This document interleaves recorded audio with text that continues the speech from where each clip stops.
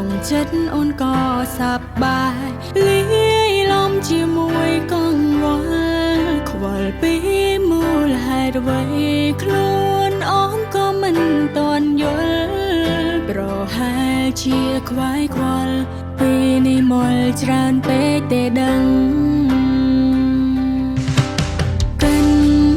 មើលបងសំណាងជាងអូនច្រើនលើកដែលគេបងតែងតែមានរូបអូនលួងលោមកំដរចិនថ្លៃពេលបងត្រូវរើគ្នាអូនคล้ายជាជនទី3វេលាជួបគ្រោះភ័យជនទី3មើលថែ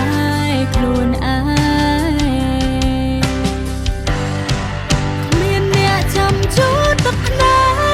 កគ្មានអ្នកជួយរំលែកទុក្ខពេលមានអារម្មណ៍ធុញថប់គ្មានអ្នកលួងលោមពេលខ្លាំងអូនលួងច្រណែនព្រោះមិនសំណាងដូចស្រួលមានអូនចាំលួងចិត្តបងក្រុមពេលដែលស្ងួនត្រូវការជាមនុស្សនៅក្រៅក្របខ័ណ្ឌជាខ្សែបំរុងការពេលតួអង្គចំនួនមួយគ្រាដំស្រាយបញ្ហាតួឯកមិនមែនជាអូនតួរងបងមិនត្រូវការខ្លាយជាជនអនាថាគ្មានវាសនាបានថ្លៃថ្នម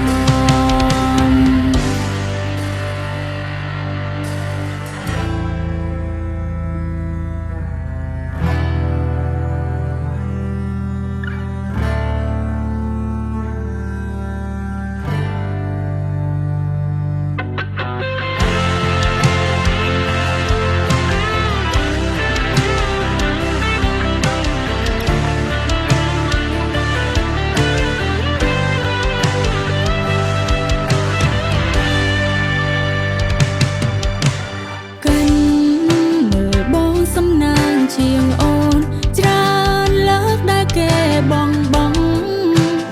តែងតែមានរូបអូនលួ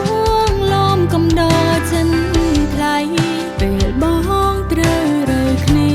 អូនคล้ายជាជនទី3វេលាជួបគ្រោះភ័យ